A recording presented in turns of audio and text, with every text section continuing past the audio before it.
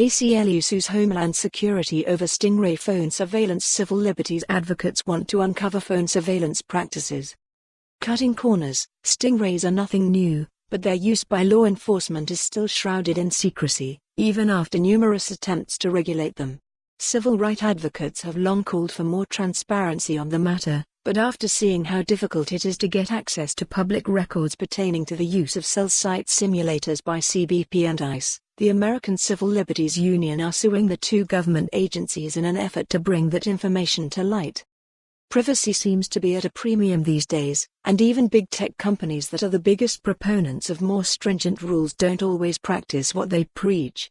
Just this past week, Apple inadvertently revealed through a lawsuit that it is routinely collecting phone calls and messages of its employees. The Immigration Customs Enforcement (ICE) and Customs and Border Protection (CBP) have been involved in numerous privacy debacles over the last few years, but now the American Civil Liberties Union (ACLU) is suing them for failing to produce public materials that disclose how they use stingrays. Stingrays are essentially cell sites that act like the real ones used by wireless carriers, so they can be used to trick phones into connecting to them. Law enforcement agencies can then identify, locate, and track those phones, but in the process they also get information about phones of innocent people, which introduces the potential for abuse and mishandling of the collected data. According to a 2016 report from the House Committee on Oversight and Government Reform, ICE and CBP had already spent $13 billion on 92 stingrays.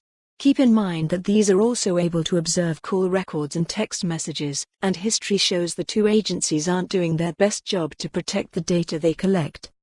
An ACLU spokesperson notes the public has a right to know if and how often ICE and CBP are using stingrays, which were originally intended for use by the military and intelligence agencies, for civil immigration enforcement operations.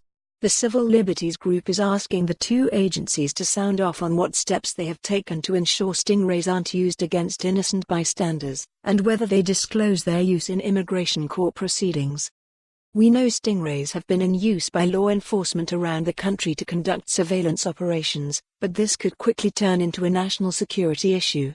Last year, the Department of Homeland Security said it had knowledge of several unauthorized stingrays operating in Washington, D.C., leading to speculation that they may have been used by foreign spies. For more on this story, visit the news article link.